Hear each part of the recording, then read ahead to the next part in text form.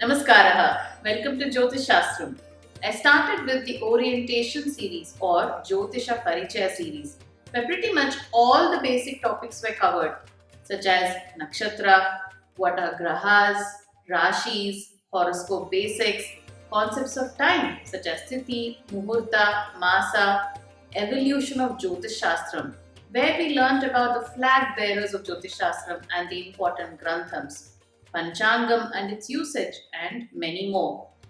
For all those viewers who are new to my channel, I will provide the orientation series link in the description. There are 19 episodes which give extensive explanation on these topics.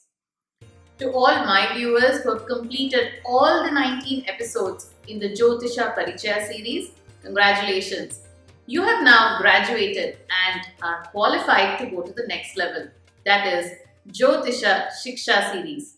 By the end of this series, you will be able to apply Jyotishastram in your life. In Jyotisha Shiksha series, we will be grouping the episodes as per a main topic.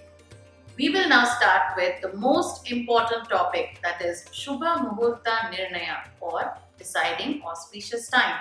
This is a very huge topic and I will be doing multiple videos to complete this in totality. In order to fix a Shubha Muhurta for an auspicious event, such as Griha Pravesham or marriage, there are rules and calculations to be implemented.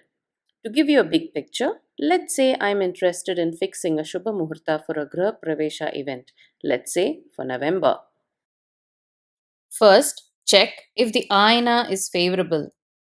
Ayanas are two halves of a year, which are Uttarayana and Dakshinayana. Second, we see if the month is favorable for the event. For instance, it shouldn't be Adhikamasa or Pushyamasa. Third, we check for favorable tithis. For instance, it shouldn't be Ashtami or Amavasya. Fourth, we check for a favorable Vara, that it shouldn't be Tuesday or Saturday. By this step, we should have a list of suitable dates.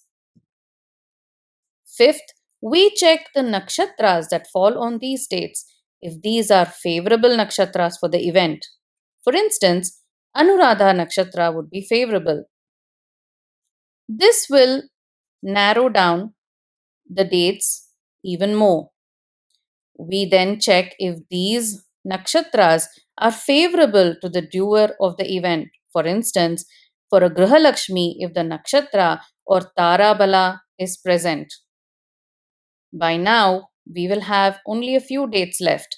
Next, we check if the yogas formed in the combination of Titi and Vara or Titi Vara and Nakshatra, and if these are suitable and if it is not a bad yoga. In this, we will narrow down and see the suitable time of 48 minutes, that is Muhurta. For instance, this shouldn't be Rahu Kala or Gulika Kala or Yamaganda Kala.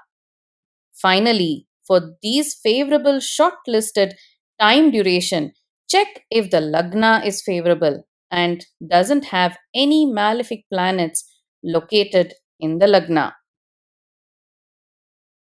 This seems like a simple 8 to 10 step process, but there are quite a few intricacies and most important calculations. If we don't find a Shubha Muhurta for the month in question, that is, in this instance, we looked at November, then we need to redo these steps for December and so on until we find the best suited Muhurta. Hence, you should appreciate the process and the time taken by a Jyotisha practitioner to be thorough in their calculations and give you the best customized Muhurta.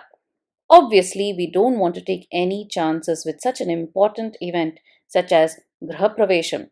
We want the best Muhurta possible to lead a peaceful, healthy, and a successful life in the house we are stepping into. That should give you a picture of what to expect at the end of Shubha Muhurta Nirnaya episodes. Like I said, Shubha Muhurta Nirnaya can be related to an onion. Yup, an onion. The more you open one layer, the more layers you'll find beneath it. It is my aim to make it as simple and as easy as possible for you to understand this humongous topic.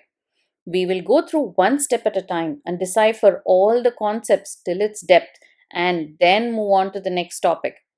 Stay with me till the end of the series, and I assure you that you would be able to fix a Muhurtha.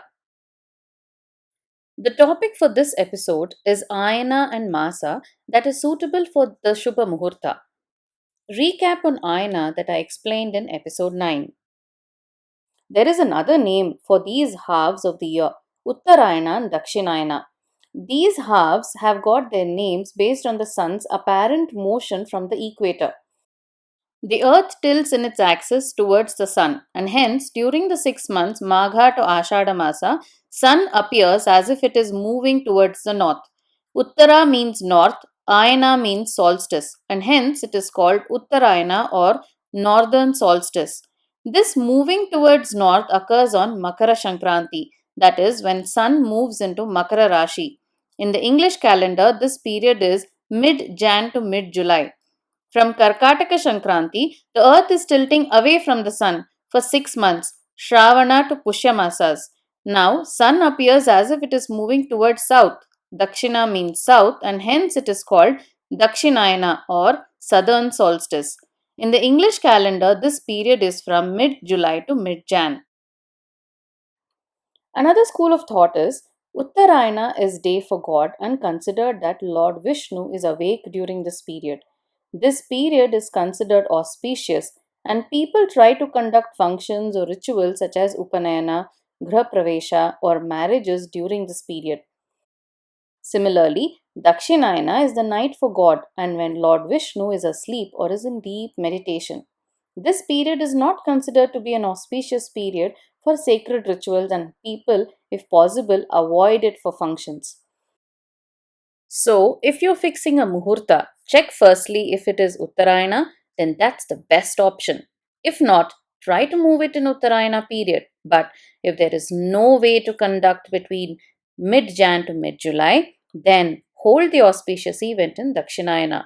We'll make sure the rest of the requirements provide the best suited Muhurta. Second step in our process is Masa. Masas are 12 months.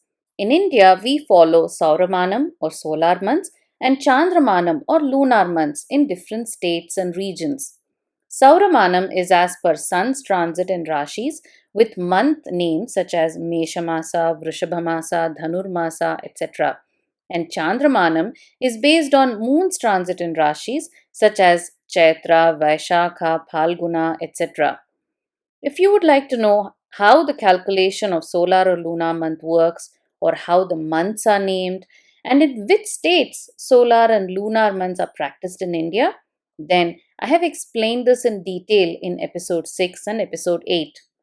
I will provide these episode links in the description for your quick reference.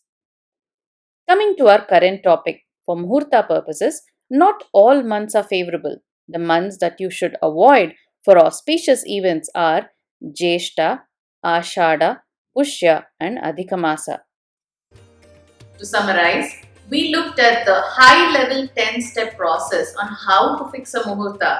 We also looked at the first 2 steps in this episode. In the next episode, we will deep dive on the remaining steps. If you have any questions, please let me know in the comment section. Thanks for watching and don't forget to subscribe to this channel. Dhanyavadaha.